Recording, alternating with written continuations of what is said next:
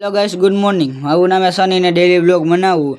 આજની કહાની એવી હતી, આપણે પહોંચી ગયા જાડે પહોંચી ગયા તો શિમલાને બ્લોક લઈ લીધી હતો ગળાગાટું. પછી આવી ગયા ધર્મેશભાઈ પાસે ચા લેવા માટે. આપણે પીવી હતી ચા.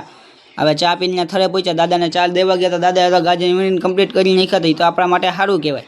પછી મયકભાઈ તો બતક લઈને જતા હતા, કાંઈ નહીં તો હોલે વહી જ ગયા. ઊભું રહેવાનું મયકભાઈ નામ જ નહોતા લેતા. પછી આવી ગયા આપણા ચિંતનભાઈ તો જો કરવા માંડ્યા. મયકભાઈએ ફોન કાઢીને ક્લિપ ખેંચવા માંડ્યો હતો. ચિંતનને તો સામે ફોન કાઢીને એની ક્લિપો ચાલુ કરી દીધી હતી. આવી ગયા આપણા પ્રતિકભાઈ, હેન્ડસમ બોય. હેન્ડસમ હોય તો ઘડી કોઈ ડિપ્રેશનમાં આવેલો કે સમજાનું જ નહીં હું એને ડિપ્રેશન. પછી સામું જઈને સ્માઇલ કરી.